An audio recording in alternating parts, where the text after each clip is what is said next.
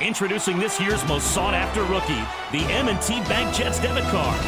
This superstar is sure to be charging through checkout lines all season long. Hey Jets fans, you got to get your hands on the M&T Jets debit card. Rush into any M&T Bank branch today or learn more by clicking the banner. M&T Bank, the official community bank of your New York Jets. Offers subject to change and certain restrictions, conditions, and fees may apply. Member FDIC.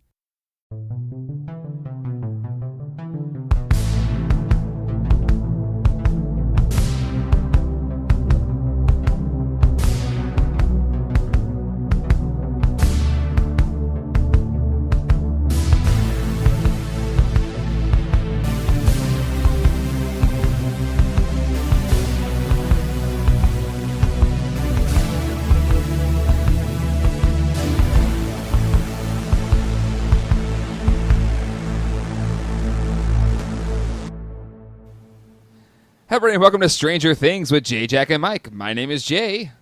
My name is Mike. And I'm the parents that never go down to the basement. Ever. And welcome to the show. How's it going, gentlemen? Jack, were you the parent that never went down to the basement? Did you trust your kids that much? No, I would. We never had a basement, but if we did, it'd be my area. So you would have pioneered the idea of a man cave before it became a man cave. Exactly. I'd have the 16-inch TV down there without the remote with the rabbit ears going, all right, kids, get out of my room. Take that 11 kid with you, too. Get out. In all fairness, so if that dad was downstairs, I don't think he would know that 11 is like not one of Mike's kids or friends. Oh, yeah. No. He'd be like, oh, yeah, this is one of ours, right? The dad is totally aloof. What did I do? What did I do? What did I do? Oh, I guess I was wrong again. Do we know, I don't know if this spoils anything for the rest of the season. I'm assuming the dad doesn't die, but are we going to see the dad in season 2 at all? Has that been confirmed yet? I'm trying to think of the trailer, if he showed up in the trailer. I You don't see gotta why have he wouldn't be in the trailer. You got to have the dad, but some people think he's dead already. Yeah, he definitely portrays the my life is over married man. Dead on his feet. Yeah. I go to work. I have 3 kids. 3 kids, right? Yep, little baby Holly. Now my wife's kind of attractive, but it doesn't matter.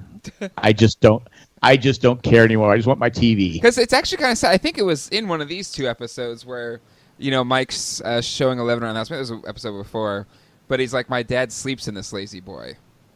Yeah. So he doesn't get to sleep in his own bed. He sleeps in this old crappy 80s lazy boy, which I guess was like the pinnacle of couch technology then. But it had the recliner. You had the little thing you could recline it, man. That was state of the art. But enough about Mike's father. We are here to talk about the next 2 chapters in Stranger Things in season 1, Holly Jolly and the Body. And because we're kind of combining names for each episode, this one will be called Holly Body. Our top podcast. Or Holly Jolly Body. Holly Jolly Body. Or Buddy Holly. Ooh. Yeah, I like that one. That's the only thing we're some sort of like weird Weezer podcast. That's true. But actually, we could tap into Just like the Buddy Weezer Holly podcast people to the show. It'll be great. It's a great cross-promotional opportunity. Is there a Weezer fan-based podcast? I don't know. I assume there's like a podcast for everything nowadays, so I'd assume there has to be a Weezer fan podcast. It's essentially there's like a Rule 34 of podcasts. There's most likely let's see. I'm looking. There's one called My Name Is Weezer, which I think makes sense. That's the big one that I've found. Which is pretty quick, because that was in a matter of seconds you were able to find that, Mike. So some free promotion to My Name Is Weezer. I have no idea how good of a podcast it is, but one exists, so that answer has been solved. Maybe it's like the top 10 of podcasts, and we just make that the title of our episode, and we steal all their listeners. What do you think? Well, no, because then what if we don't know this podcast? Like, what if they're like horrible, hateful people, and then we just promoted them, and then now we're going to get the blowback? because but we've known these guys. we gain all those horrible listeners. We don't care. Well, at the same time, though, they're going to listen to this podcast, get about 5 minutes of the way through, and realize that not only is this people who are not talking about Weezer, but these are people who are conspiring on the podcast to steal them away from the true podcast. I don't know if that is a good strategy to keep people on board, but I don't know. I think maybe they probably would give up before they got to that point. Fair enough. There'd be some of one of Jack's old canned bald jokes in there, and then it would just be like, "What is this? I don't get it." I don't get it. I'm not bald. Why should I'm happy. So. Speaking of the podcasting business, though, I want to thank the people that make this show possible. Our patrons over at patreon.com/JayandJack. Much like NPR is supported by the listeners, our podcasts are supported by you, the listeners. Whatever you contribute, whether it's $1 or more a month, all helps make all of our shows possible. So thank you to our patrons. Without any further ado, let's jump into these episodes. So again, if you maybe missed the first episode of this, which is, I don't know why you would, but if this is the first time you're hearing this, we are not doing the traditional one episode, one recap / discussion. We are putting 2 episodes per podcast since this is a streamable, bingeable show. So we'll be covering 2 chapters of Stranger Things today. So we'll start off with Chapter 3, Holly Jolly. Barb wakes up in an empty and decaying pool. She screams for Nancy and attempts to climb out, but is dragged down by something unseen. Joyce strings Christmas lights around her home to talk to Will, who can turn them on and off. Hawkins lab director Dr. Martin Brenner allows Hopper to view the lab security camera footage. Hopper realizes it's fake. He and his deputies research Hawkins' lab, Brenner, and a woman named Terry Ives, who claimed her daughter was taken by Brenner. 11 has a flashback in which Brenner, whom she calls Papa, has put her in solitary confinement for refusing to telekinetically harm a cat. Nancy worries about Barb, who is missing. Steve and his friends discover Jonathan's photographs. They discover them and his camera. Nancy recovers a photo of Barb by the poolside and returns to Steve's house to search for her. Nancy finds Barb's car and she sees a creature in the woods. Joyce establishes a code with Will using the lights, which he uses to tell her that he is alive but unsafe. He tells Joyce to run as the creature begins to climb through her wall. Will's apparent body is discovered in the water at a quarry. Let's jump into the top moments from this episode. Let's start out with the one that opened it. When you're Barb, no one can hear you scream. Again, poor Barb. And if you're binging this, it's like if you're watching Netflix, it kind of skips the outro credits, and it kind of goes straight into this after Barb is, presumably... Poor Barb. Yeah. So... Yes, an Emmy Award-winning performance here. I kid. Look, you got some I know flack that last week, Mike, on the Facebook group. Yeah, I was gonna say one Jay and Jack podcaster in particular who might or may not be related to one of the podcasters on this show took a lot of umbrage with the fact that I did not like Barb. I feel like she made some good points. I think that don't try to kiss up now. I do understand where she's coming from though, and that I feel like everyone has sort of played that Barb role at one point in time. Again, for me, it's just this thing where something was built up so much in my head that coming into it now, I'm sort of like, okay, this is fine. This is good. This is not the alpha and the omega. And so you guys were sort of saying that like maybe this isn't the last we'll see of Barb, and it wasn't. We saw her for another like 3 minutes here. I will say that this might have been another moment if had I not pushed through and doing this podcast, maybe I would have tuned out then, because this was a legitimately scary / sort of like sexy scene, because this is like interspliced with Steve and Nancy getting it on to I've Been Waiting. I've been waiting. For Barb to scream. But I'm gonna back you up. I know the person said that we all have a little Barb in us, but is it Emmy worthy? I think so. I think in the way she portrayed the character, I thought she did a really good job. That endeared her to so many people. I think it endeared her because Nancy is just the worst friend in the world. But it's that opening scene is such a classic kind of horror scene. Like it juxtapose teenagers having sex or whatever with somebody getting murdered. I mean, that's like a classic, like Nightmare on Elm Street. That's every day in real life. So those type of horror movies. But what really going to what really bugs me about Nancy, she drags Barb to this party. She's the fifth wheel. Everyone. We're putting party in loose quotations. This was a gathering of like 5 people. Steve's gonna say later, like, "Oh, my parents can't know about the party." This was not a party. You had yourself, your girlfriend, another couple over, and then Barb happened to tag along. As Jack said, it was the fifth wheel. This does not constitute a party, in my personal opinion. Could we say it was a party of 5? Yes, absolutely. If Matthew Fox shows up at the last second, it's absolutely a party of 5. But her mom doesn't want her going out because there's a kid missing. Somebody is mysteriously missing from this small town, and she drags her friend to this party, who ends up turning up missing because of her. Worst friend ever. Saying it right now, Nancy. Worst friend ever. I think that's fair. I think it's a fair. She is just. Barb can win the Emmy, and Nancy will get the Worst Friend of the Year award. She is her dad. What did I do? Yeah, what I do? I used to have a friend named Barb. I don't know. Talking about this scene, I think it's clear in these 2 episodes that we're dealing with possible alternate dimensions, because that's what it looked like here with Barb to me. And we'll see this later when Brenner is sort of in that room where they're going to eventually start sending people in. Both of those scenes had like ambient dust falling almost in slow motion. It almost felt like some sort of weird negaverse where Barb was still there at the pool, but for some reason, like, it was completely devoid of water and everything looked completely different. So sort of like what we see here from Will, which is to believe that, he's in the house but not in the house. Maybe we're dealing in this realm of like, hey, here's an alternate universe in which it's sort of like a copy and paste of our universe with some very drastic differences.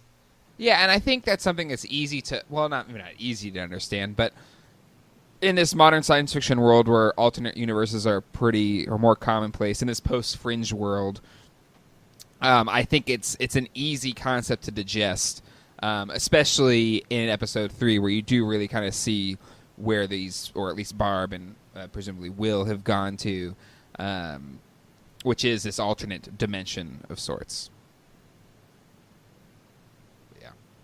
Yeah. Jack, any final thoughts there?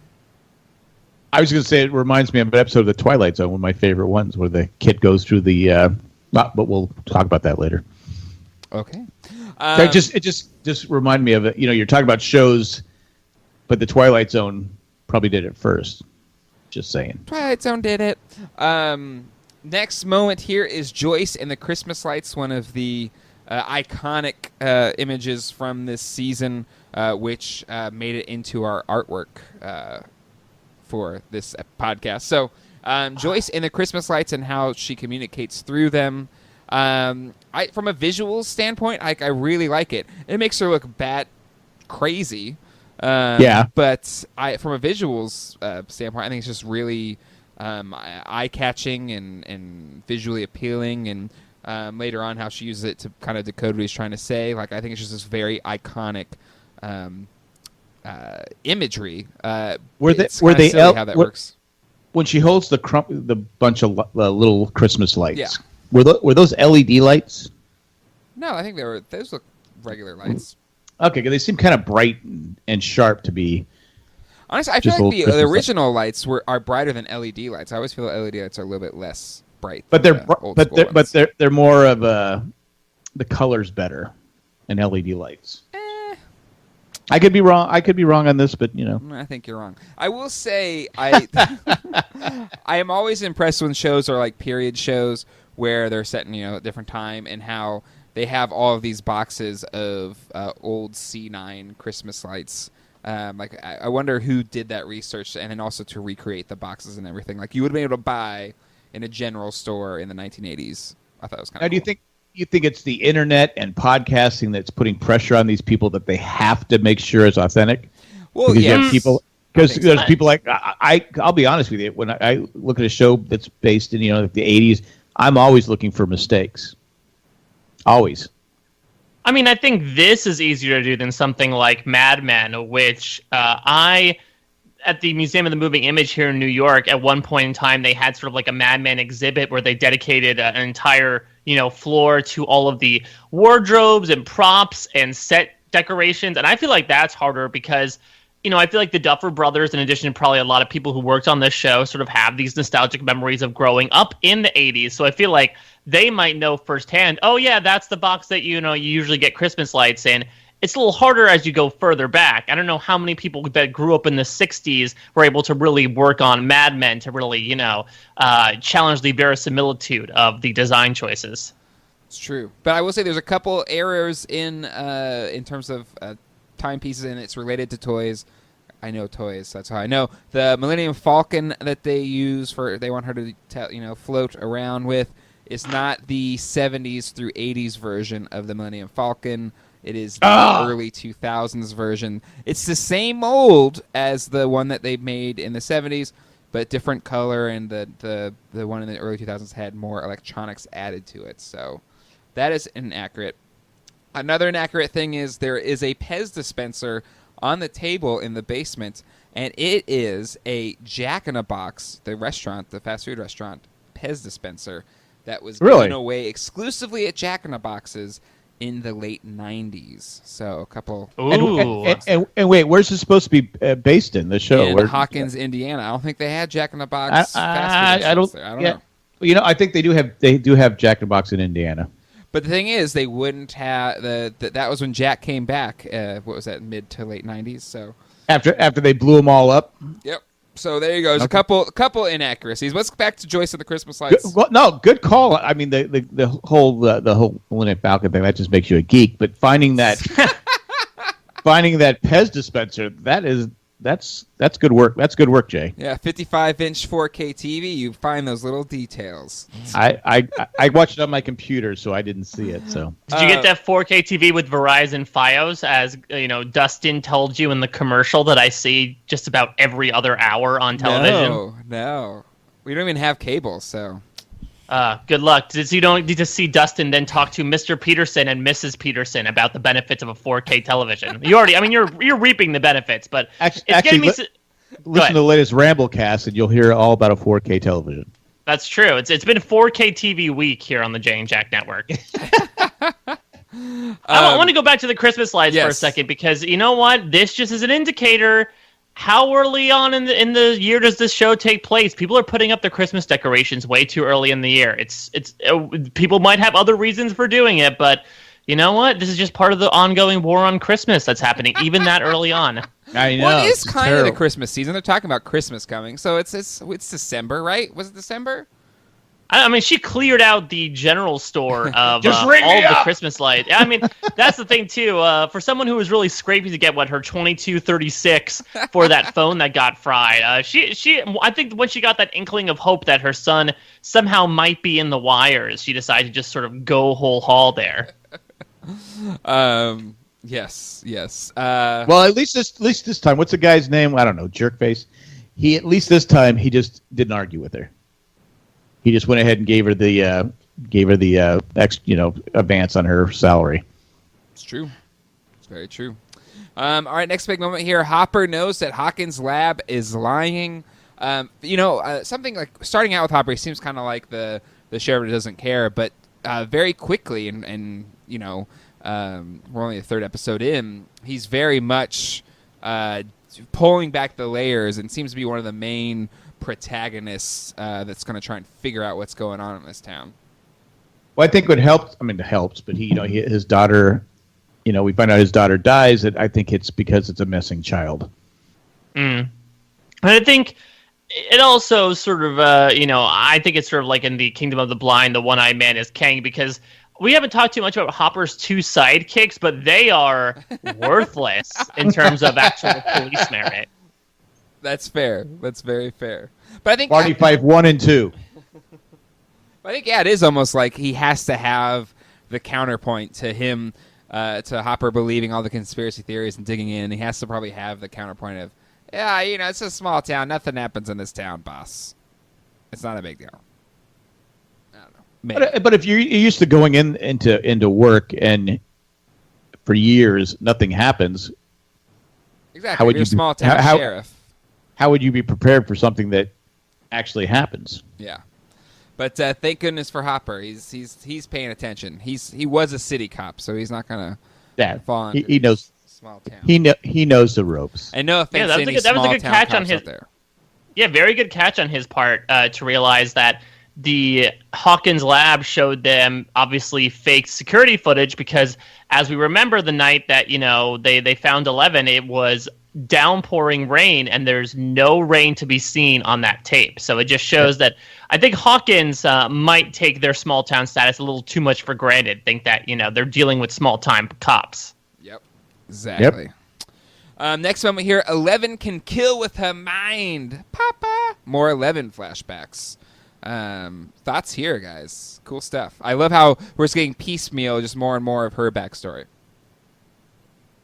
Yeah, I mean, it disturbed me, but I feel like that's the point too, right? Yeah. That was it's almost akin to when the Nazis used to sort of raise their recruits. I think they had to have them like take care of a puppy for a set number of weeks and then kill the puppy to say like you need to get rid of building any sort of relationships with anybody. These are not people, these are animals. And so I don't want to say it's the same type of thing here, but I feel like there's a line that you cross when you like try to test things on animals or kill animals, and I think that Brenner is obviously crossing that line.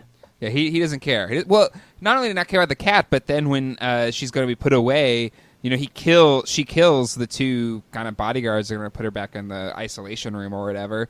And Martin just like kind of walks over the dead bodies, just like, yeah. I was going to say the same thing. He just walked by and said, let me see. So I guess everybody's expendable in Martin Brenner's mind. It's the cause that he's after. Any other thoughts there on the 11 flashbacks? No, I'll say again, great acting. Yeah, and I'm happy that we're starting to see, I feel like, again, the first two episodes kind of showed it as sort of like this vague shadow government organization. It turns out that it's less government, and now it's more so just like sort of a weird science faction. But I'm happy that we're at least finding out a little bit more about what they are, so it's not as generic. It's a little more specific as to maybe what they're seeking to do. Yeah, and again, I think since it's only eight episodes, the story moves along. Like, there's no point... there's like that joke about Lost. Like if this was like a Lost episode, we wouldn't find out answers to like what we saw in this episode for like 2 more years. To be fair, I had to defend Lost. If Lost was on Netflix, present day, we would have found out. Oh, I know. I don't know. I feel like the shortened episode is a good indicator as well. Particularly these 2 episodes. When you have episode 3 be, oh no, Will's body washed up, and then by the end of episode 4, it's, oh, that's not Will's body. I feel like usually on a network show that they would put like 2 or 3 episodes in between to come to that realization. I was so surprised that like the very next episode they said, "Oh yeah, that thing that got revealed at the end of the episode. No, that's not true. We know that's not true." I'm saying if Lost was on Netflix, if it was aired on Netflix instead, because you see a difference when it's like on AMC, except The Walking Dead.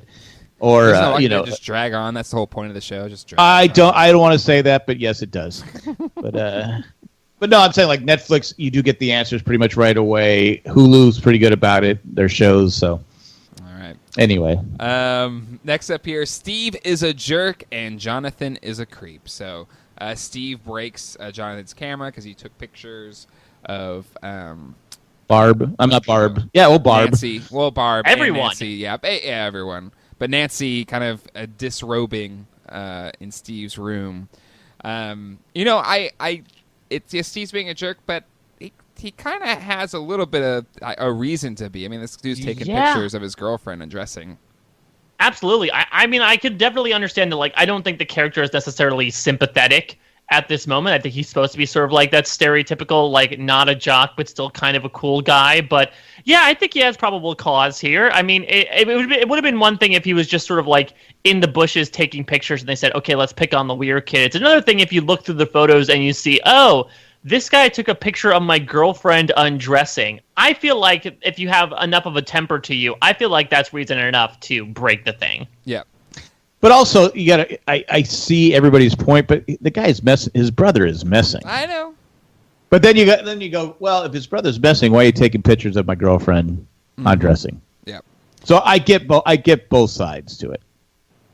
Yeah, exactly. No, I do feel for Jonathan here as well. I don't want to sort of sound unsympathetic to him because as you said, I mean, I think he's sort of in dire straits right now, and I think his camera especially is a way to sort of escape, or in a weird artsy-fartsy way of speaking, it's like his way of viewing the world and how he expresses the way he views the world, and then to have that shattered, and assumingly, unless Joyce decides to, get her several months' salary taken away, I don't know if he's going to get another one. She's already accrued enough debt. Just go get another one.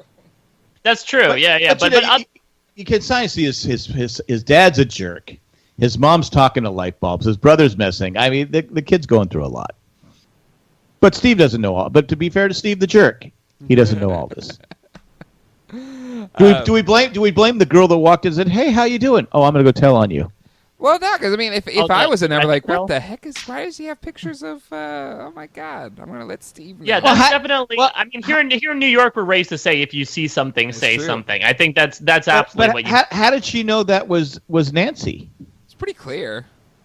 Well, she knows it's Nancy just because she's in gym class with her or something. How did she know it's Nancy? Well, plus, like, if she knows, I mean, it seems like she's friends enough with Steve that she knows what his house looks like. So if she sees, hey, here are a bunch of shots of Steve's house. Oh, here's a long-haired brunette girl in her bra that I'm going to assume is Nancy. Either way, things are a little suspect. That I think it's okay to rat him out. So this girl's been to the party of 5, is what you're saying? She's not. I feel like she's like number 5 or 6 in the pecking order because she wasn't at that initial party. But yeah, it seems like it. This is her move to get into the inner circle. This was her move. Now that Barb's out of the way, she could move in. Yeah, I like this idea that she's sort of like social climbing. She's like, oh, okay, I need to get in good with these guys. I need to be good with the 2 couples. Let me rat this guy out. Oh man, Nancy all of a sudden cares about Barb. Barb's hasn't shown up, and she's... What about the girl that she asked in school in front of her? Hey, have you seen Barb? Like, who's Barb? That girl in front could care less. The girl that she asked, I know. She sits down in class. That girl could care less who Barb is. It's horrible. Terrible. The weird thing to me is when Nancy called Barb's mother, and Barb's mother said like, "Oh, she hasn't been home." I guess I can understand why Nancy didn't want to say anything because, especially put your brain in the mind of a teenager who would say, "Oh, if I tell an adult, then I'm going to get in trouble." But still, I don't know. It's pretty bad for her to not say in that moment, "Hey, just so you know, I can't find your daughter, so you should probably be a little worried." There's another kid missing too, but it's probably just a coincidence.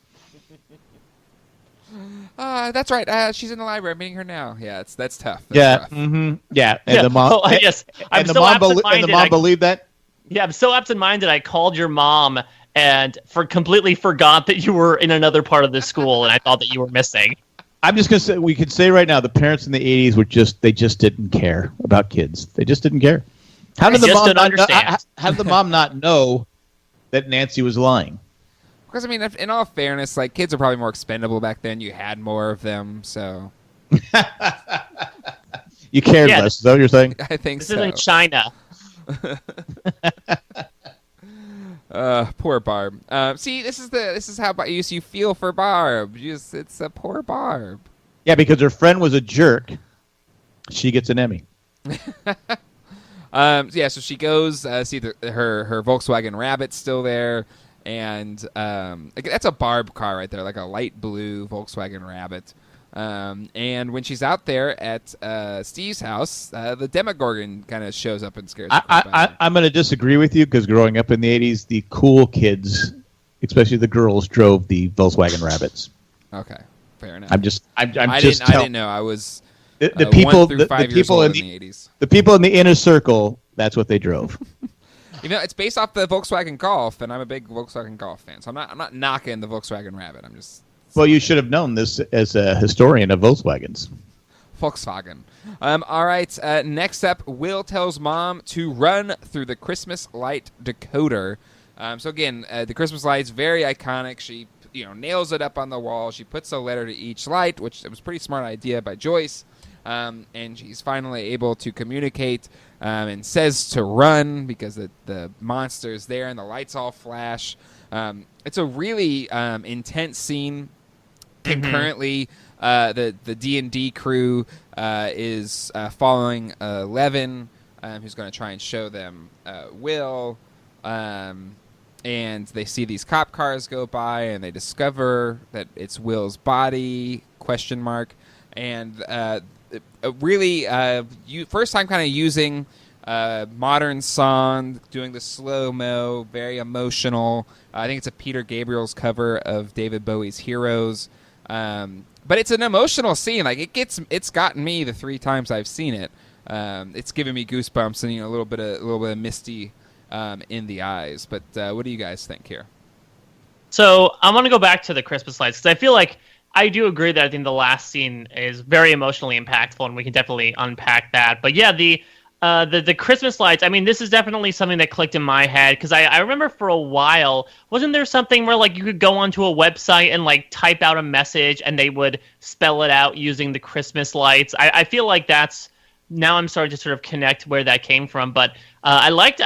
I liked this sort of, like, Christmas light Ouija board thing that Joyce was doing. It also reminds me of, like, I saw this most prominently on Breaking Bad, but, like, when I think people are in hospice and they don't necessarily have the capability to speak, they have that board with letters on it, and you're supposed to, point to the letter that the person's wanting to spell out. So that I had all those sort of things colluding into one big scene. But yeah, this was an intense scene.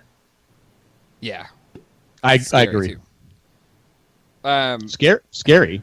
Yeah, scary. Well, I thought it was more sad than scary. No, but it's sad. But then but the way it just kind of pivot to, okay, they're communicating. Oh, good, she's communicating, and it just goes to RUN. It's like, get out of there.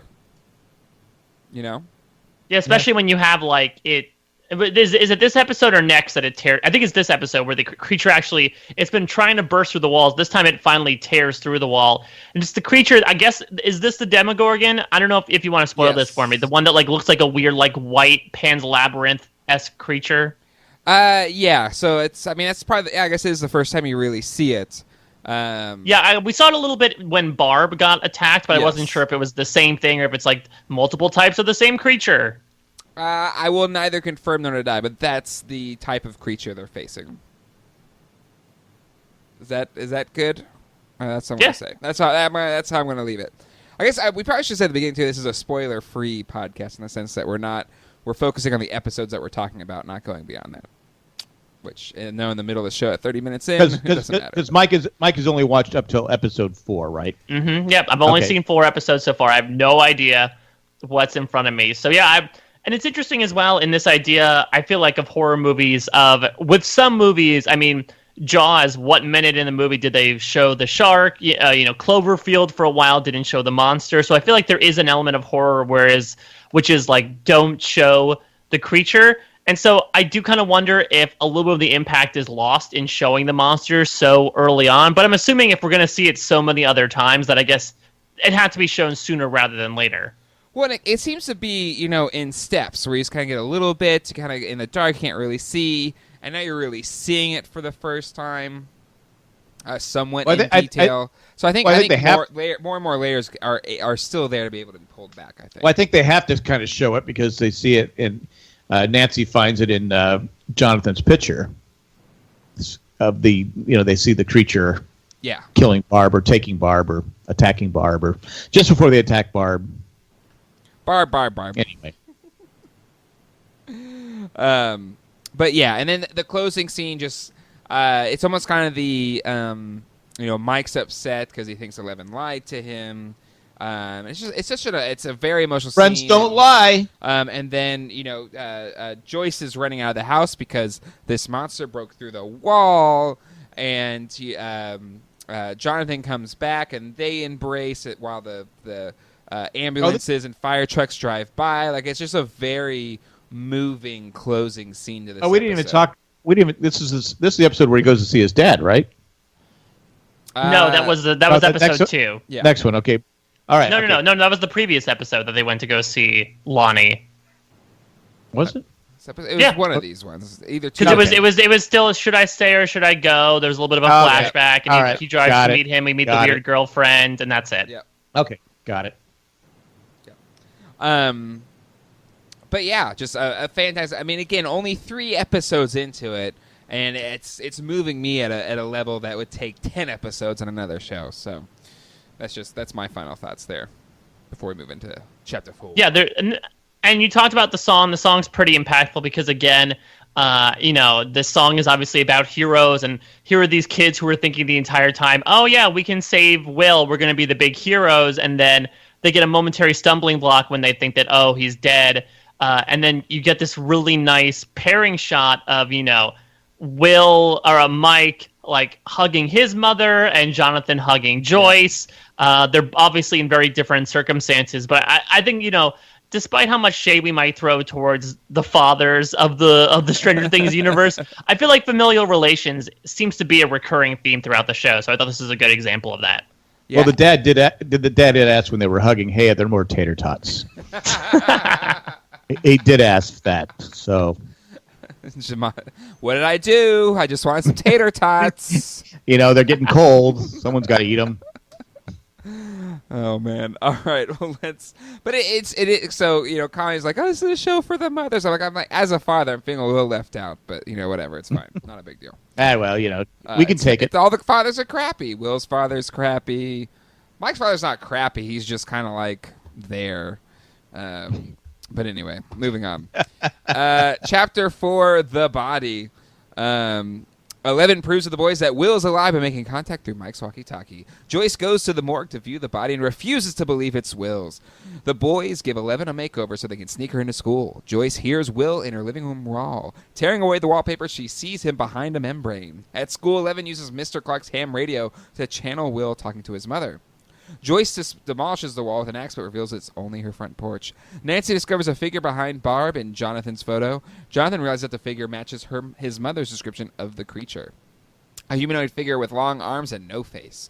Nancy tells the police about her missing friend and subsequently admits to her mother that she slept with Steve. When she tells Steve about the police, she is irritated that he cares only about not getting in trouble with his father. Hopper confronts the state trooper who found Will's body and beats him until he admits he was ordered to lie. Hopper goes to the morgue and finds that Will's body is a dummy. He breaks into Hawkins' laboratory. So top moments, 11 can connect with Will. So Mike's upset. He thinks 11's betrayed him. And boom, 11, not only can she murder people with their mind, she can also connect to alternate dimensions. Yeah. Which, again, I'll say that I feel like, again, another type of show might have put like 2 episodes in between where there's this big misunderstanding and Mike's still mad at 11 because he feels like she led him astray. But I'm glad they resolved this in the next, in the first 5 minutes, just because I don't want to see these kids in too much strife, at least with each other. I want to see them fighting against a common enemy. Yep. Agree. And I mean, to beat that drum of this podcast or this chapter of the podcast, I think the pacing of this show really sets it to me. Like I felt the first time I watched it, it was just like a really long in parts movie, because it has that pacing where it can't spin like 10 episodes with them being ticked off at each other. It's like, no, boom, moving along. And who needs, and like I think Mike said, who needs that? Yeah. When they're eventually going to come in, 2 or 3 episodes. Okay, we're friends again. Or maybe we don't. That's the 80s. That's a 70s, 80s plot line. We don't need that. I don't want to hate on Lost. I love Lost, but Lost would have been 10 episodes or other type of. Well, to be fair, again, I'll be the defender. They had to. Joyce doesn't believe the body is Will's. And it's kind of funny, sad, and when she's just kind of like flipping out, like that's not Will. I don't know what that is in there, but it's not Will. Mother knows. The mother knows these things. Jonathan and his mother have a big fight in front of the town, which I'm sure is great in a small town like that. But in terms of for where you were at, Mike, did you believe Joyce here when she was saying it wasn't Will? Yeah, I mean, I know I said last podcast that I personally thought that Will was dead, that there's really not much of like a supernatural connection. Obviously, I was proven wrong here, but yeah, I personally thought so, especially considering the tampering that Hawkins already seemed to be doing in sort of the murky territories they were already kind of swimming in. I would say it would be in the realm of possibility of what ends up actually, surfacing, which is them really faking, a body being found, that they think, oh, the cops are onto us. Now's the time that we drop the body. I feel like it was a little too convenient that they found the body at this point where this investigation was kind of building against them. Yeah. Anyone find it odd that when Jonathan and Joyce were arguing, that nobody in this small town who they probably know each other didn't walk up to Joyce, knowing what she's going through, and try to comfort her? But they kind of seem to be the town outcasts anyway. So I know today. Go ahead. I know by today's standards, people would just get out their phones and film it and put it on YouTube. But it just seems like in a small town, because my grandmother lived in a small town and everybody knew everybody. I know we went back there. Isn't that a lyric for a John Mellencamp song? Exactly. My grandmother lived in a small town. People knew us by name because of my grandmother would show us picture. hadn't been there for 3 years. They would know us because it's a small town. So I think in a small town, again, somebody would have some compassion. I know they're just the extras. Jack, your family must have been the astute, well-known, good citizens of the town. It seemed like Joyce and Jonathan may be the more outsiders to the small town. Yeah, that's what I think. Amplified. I mean, they quite literally seem to live on the outskirts of town, in an area that's not really populated. I think maybe they might be pariahs, maybe because of their economic standing, or because of, I don't know, other things that maybe the situation with her and Lonnie made her kind of like a pariah in that regard. She works at the general store. Exactly, she's like a part-time, cashier. Are these people heartless? I get in a small town, Jack. In a small town. Wait, let me finish I get any dads walking by wouldn't care, but what are the moms had to care? No, I mean, I think in a small town, the people that are outcasts are even more so outcasts than maybe in a big city, because it's probably so cliquish. All right. It's no different than that high school that Nancy's trying to navigate, but. Yeah, and I also feel as well, it's almost counter your point, Jack, where some people might say, we need to help her, she's grieving. I think some people might say, we need to leave her alone, she's grieving. That, she's trying to vent her feelings out there. This is a healthy part of the recovery process. We need to just sort of let her do her thing. Actually, isn't that they don't know they can't possibly know that Will is dead yet. I don't know if this lies counter to your small town point, right? Wouldn't the hubbub be, they found the young Will Byers' body in the quarry? But if that's the case, you think somebody, Aunt B or somebody would walk up and said, "Hey." But again, Jack, I don't know if this is a Midwest thing, or I know that at least we were from in York, Pennsylvania. It's people don't like. I was talking about more like East Berlin, Pennsylvania. But people maybe don't share their feelings, aren't touchy feely, hug. Let's hug it out and talk about our feelings. Not really Full House type of mentality in Hawkins, Indiana. Yeah. Okay. I don't know. I could be wrong, but that could be it. We could agree to disagree, but maybe I agree. I don't know. Nancy sees the Demogorgon behind Barb in the picture. Oh, a little late. Yeah, and also, I mean, this is the one thing I got to kind of throw the challenge flag on is if he took the picture, he would have seen the monster behind them, right? Well, I think he was focusing more. I think he was focusing more on Nancy. Yeah, and other stuff that might be going on. I will, and this might tie into another point, a highlight that we'll bring up later. I do like that the eventuality of the Nancy Jonathan, I wouldn't say romance, but the pairing is good, just because I do feel like it's a little bit of a Freaks and Geeks thing. Yeah. Where Linda Cardinelli's character, I forget her name right now, where she was sort of connected to this sort of outcast gang, but then we start finding that she has more in common with them than she initially thought, maybe. And I feel like that's the case here too, where you're kind of dealing with the school burnout, the school weirdo in a way, but it seems like now they sort of have a common goal, and it seems like they're sort of getting along because again, they have that common goal. Yeah, I would agree. The pairing there, it works in that sense. The outcast. And again, I think she can kind of play both sides, because up until having a couple makeout sessions with Steve, she was kind of the nerdy person. Yeah. So that's why her and Barb were friends in the first place. Exactly. Not to be rude, but how's that rude? Well, I'm just saying. I'm calling Barb a nerd, and I feel bad, but.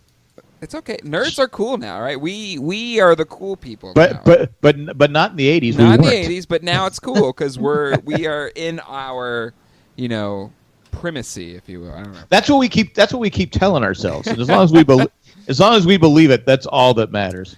So they want to use the D&D crew wants to use the ham radio to try and connect with Will. So 11 gets a makeover. A really sweet scene. And again, one of those kind of iconic looks from this 8-episode run, like her, getting to have the little wig on and then having the dress. But anywho, yeah, 11 gets a makeover. Yeah, this was again, I feel like the show, especially these past couple of episodes, is really pushing the Mike 11 pairing. I don't know if I'm still a fan of it. We get this moment here where he awkwardly puts makeup on her, and then you get that like total goofball moment of like, she looks pretty good, and like it's like oh no, what's going on? What am I feeling? I hope this show isn't that stereotypical. It seems like they really do like to sort of set up stereotypes and break them from the 80s conventions. I really hope that Mike doesn't end up, I don't know, getting in some sort of weird schoolyard relationship with 11. It would be weird on so many levels, but I don't want that. I want them all working together as friends, personally. It's kind of fun in the puppy love kind of thing, though.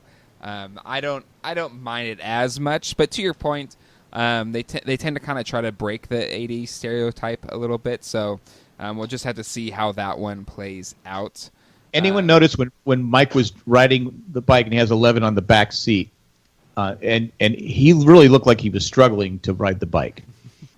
I mean, the boy does not look extremely muscular, even though he's able to intimidate one of the mouth breathers at the big assembly. I don't think he can really swing something heavy without falling over. I'm just wondering how many takes that, maybe it was like take 11, take 12, and he's like, oh my God, I'm dying here. Stop eating the waffles. I really hope... I don't know if this would throw up the continuity of the show. I really hope every take on Stranger Things is take 11, just for fun. Well, speaking of 11 and Mike, like what would be their power couple name? Would it be Maleven? I guess you have to go with that, right? Alike is the other option. I guess we'll go with Maleven. Why don't we just call him Mike and 11? Because that's not as fun. No, Jack. Every popular couple needs a portmanteau in this day and age. Yep. I guess. I'm just thinking the 80s where we just... this is my name. This is your name. Oh, man. Who started that? Who was the first? Was it Lost or was it... Brangelina? No. No. Bennifer? Yeah, it might have been... No. Bennifer, yeah. I think like the early 2000s when you had like the Bennifer and you had the Brangelina. Because before that, even like... I remember like Tom Cruise and Nicole Kidman, they were just saying, as Jack said, like Tom and Nicole. People weren't really combining two names, so I guess it's sort of a trend of the early 2000s. I don't know. Yeah. Pipe in, listeners, if you think there's an earlier point in celebrity culture time. Yeah, exactly. Let's go back to the way it was. I mean, I hate it, but anyway. Jack representing the old man demographic. I think most people would agree with me. Anywho, next up here, Will talks to his mother through a wall while 11 and the D&D crew hears it through the ham radio. Could she not get him out? Could she not have taken the axe and? Well, because I think it's if we're talking about they're in two different dimensions, so to speak. Like they're still on two sides of it. I know, but he's right. He's right there. You can see him. I know, and that's what makes the scene so powerful. Like if you think about it as like a mother or a father to your child, and they're right on the other side, and they're right there, but you can't get to them. What an emotional scene, and it's also that kind of revelatory scene for Joyce, who is told that there's this body here, but she hadn't heard anything from Will to this point, but now she's seen him. Really powerful scene. When she said, "Hold on, Will, let me get the light bulbs." That's what got me. That's what got me. Let me just hop over to the general store, get some more store credit. Because I don't understand what you're saying. I need the light bulbs. I need them. I know it was just like I go rip the wall out, get him out. She did just a few seconds too late. It seemed. I know. I was like, but of course. Anyway, did we talk about the opening scene where Hopper tells her after they find out that they found Will's body, just sleep and we'll go check on tomorrow. What parent's going to be able to sleep if their child has been found dead? Yeah, that was a weird scene between Hopper and Joyce, and I think the music itself, I think the lyrics were saying, like, don't walk away, as he was literally walking away from Joyce. So Hopper has some good qualities, and he has some bad ones. The fact that he assumingly went off to just go, like, sleep with some floozy, and then decide to wake up and solve the case, might be a bad side that leads to the eventual good of this man. Well, yeah, I think it is a balance, right? Because in the first scene we ever see with him, he's drinking like day-old beer in the shower or whatever, and while he's smoking and popping pills, and brushing his teeth. It's just a good flavor combination. Well, I think he's still hurting. To be fair, he's still hurting from the loss of his daughter. Of course. Not trying to take anything away from him. It sounded like you were. No, I wasn't. He's drinking day-old beer. Anyway, Jonathan realizes his mother isn't crazy once they put two and two together that what Nancy saw is what Joyce saw. So yeah, I like this because I feel like, again, we still sort of, even though we're seeing some more cross-pollination, I feel like we still have these sort of three age groups of the kids, the teenagers, and the adults. And I feel like in this episode, there really was a common theme across all three groups of, I know this, but nobody is listening to me. Yeah. Between, Joyce and the dummy, and then you have, 11 being insistent that Will's not dead, and the kids initially not believing her. Here you have, Nancy saying that something came for Barb, and the other teenagers not believing her until she meets with Jonathan. So I thought there was some fun connective tissue between the groups. And I talked about this at the end of the previous podcast, but this just makes me more hopeful that, like, maybe one day, we'll have Mike and his crew interact with Hopper. Maybe one day, just because it seems like now we're seeing some common threads between everybody.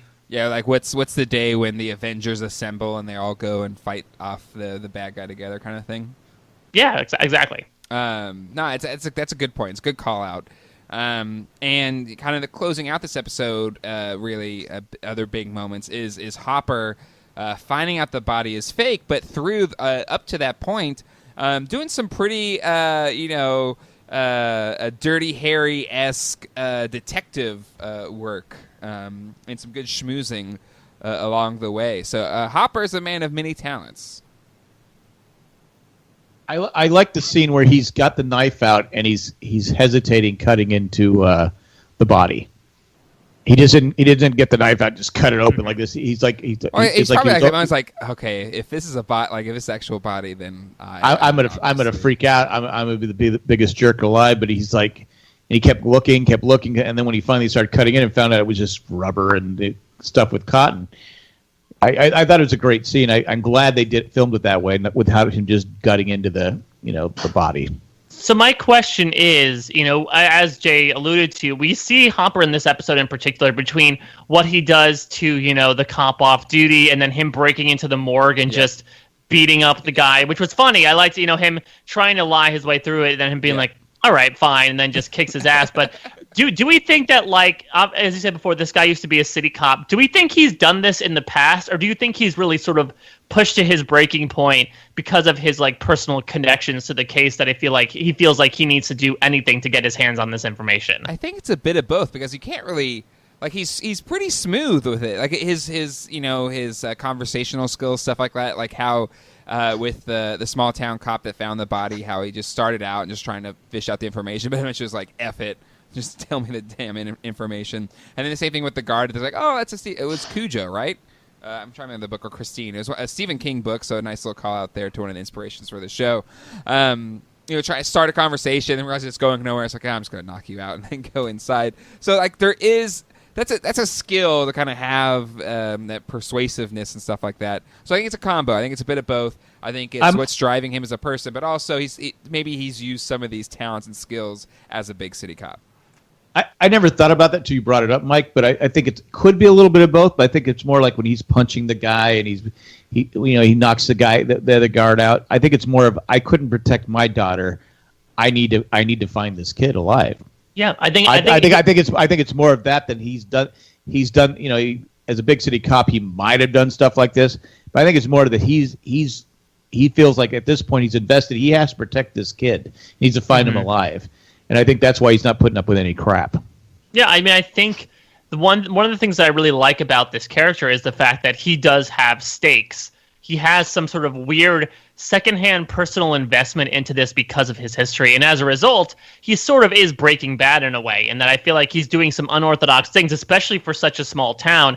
And it's so interesting in counterplay with the Hawkins Laboratory, because I feel like Hawkins Laboratory is an institution that, you know, if it was being run by maybe one of his deputies, the police department, they would totally get away scot-free under the radar. But Hopper's starting to come onto them. They didn't realize that they'd be working with a police officer who deals with things in such unconventional means that maybe they have to change up their tactics a little bit to try to shake him, especially considering how we leave things at the end of the episode with Hopper literally breaking into the institution in the off hours. Plus, I don't think at this point Hopper cares if he loses his job or not. He's on a mission, and he's going to do whatever it takes to solve the case. Well, I don't think he cares if he lives or dies, because I remember the first time I saw it, I was like, dude, he's going to die. He's breaking into the place. Like, we saw they killed the cafe owner, or the little diner owner, for nothing. Bernie. Man, what is he doing? So we'll have to see how that plays out. But you have someone who's definitely hurting. I mean, he lost his child. I mean, it just, yep. And so I think that, you know, I just like you said, he's a great character, and I don't want to go any more because I don't want to spoil anyone. So I'll just be quiet. All right. Any final thoughts for these two chapters? We didn't really talk about Hawkins in terms of the second episode in this block. What did you guys think about the sort of like Abyss-esque storyline where we see once again this weird sort of, I don't know if it's a portal or just some weird little void going on. They send somebody in, and it's clear that there's something on the other side. I don't know if this is the Demogorgon or if it's something else or another Demogorgon, but it's clear that there's something on the other side of that wall in the middle of Hawkins Laboratory. Pull him back. It's just a lump of meat coming back. Sorry. I mean, it very much seems like, because what we've seen with Barb, and now kind of when they go down this level, that kind of, you pointed out, Mike, that not ashes, but just weird little sediment kind of just floating in the air. It seems like this is the portal to the other side. What is there, we don't know. But yeah, I think it's interesting. I think it's another storyline that we're following Dr. Brenner, trying to, we assume, I guess, trying to figure out what's going on, and you know, hopefully that will be expanded upon in the next episodes. Yeah. Because the big question is, you know, is this sort of like, I don't know, were they working on this portal to another dimension and now they can't control it, and so they use this program to build kids like 11 who are sort of meant to serve as, going to like an example from Heroes, is to serve as like the Haitian to the superheroes, someone who can block off the portal and anything from getting through. And with 11 missing, now something's breaking through and able to, you know, come in and take children. Maybe there's something in that, this idea of, why have this portal and also have a program where you're kidnapping children and trying to do mind control experiments on them? They have to be connected in some way, shape, or form. Yep. Agreed. And maybe through more flashbacks, we will find that out as the story progresses. We will just have to wait and see. Any other thoughts?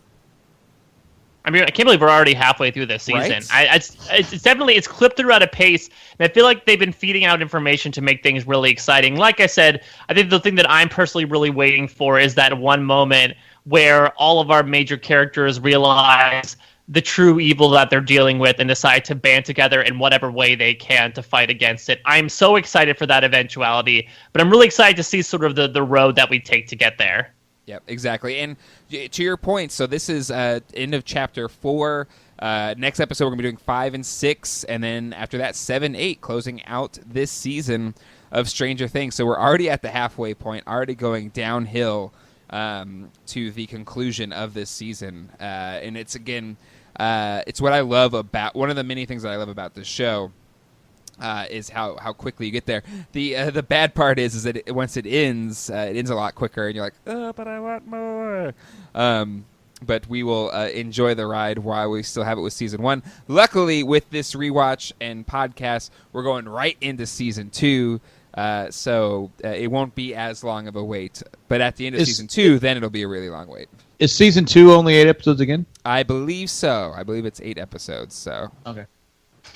But I think they're keeping with the chapters. I'm not sure. Let's see. We'll have to see. All right. That, I think, will do it for this episode of Stranger Things with Jay, Jack, and Mike. Give us a call at 385-309-0311. Holiday time. Once again, it's 385-309-0311. Call anytime with questions, comments, and or theories. Or theories. Email us at strangerthingsjjm@gmail.com. It's at strangerthingsjjm@gmail.com. Join our Facebook group at facebook.com/group/Jay and Jack group, where we have fun discussions, as well as you can comment on this podcast, as Colleen did, being really upset at Mike. So, Mike, stand your ground. All right, I got your back. I won't let her. I'm glad that the actual podcasters here we're a unified front. Maybe not in terms of etiquette when approaching a grieving woman screaming at her son on the street, but at least when it comes to Barb. I think we're 100%. Yeah, we're 100% agreement on Barb, so I think that's a good thing.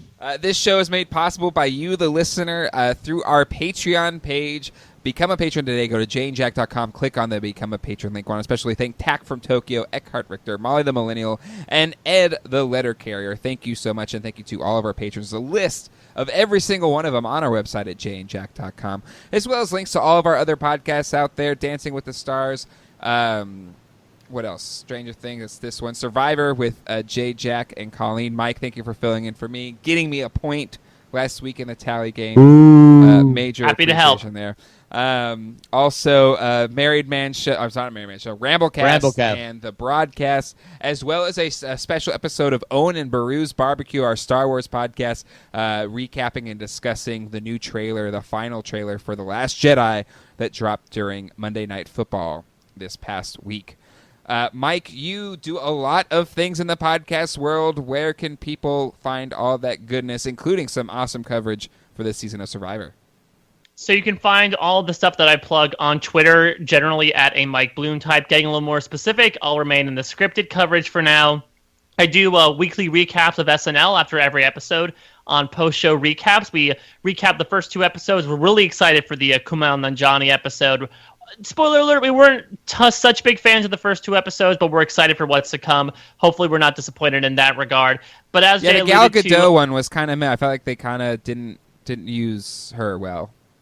It's always tough. I don't want to go on too much of a tangent, but it's always tough with a first-time host because they're trying to get a feel for this live comedy aspect, especially if there's someone like Gal who does not necessarily have experience in that. And so you find them sort of playing a lot of more stereotypical characters, more straight men in the straight man, crazy man scenario of a comedy scene.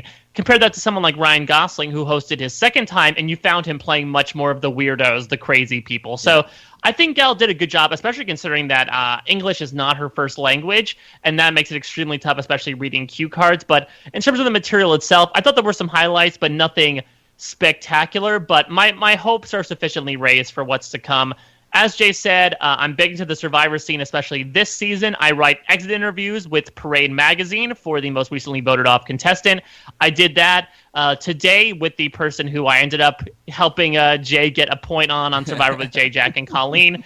I also do a weekly Survivor podcast called RHAP B&B on reality TV wrap-ups, where we shoot the shit. We do a bunch of fun and games around the week's episode of Survivor. Myself, Liana Boris, and one other member of the RHAP community.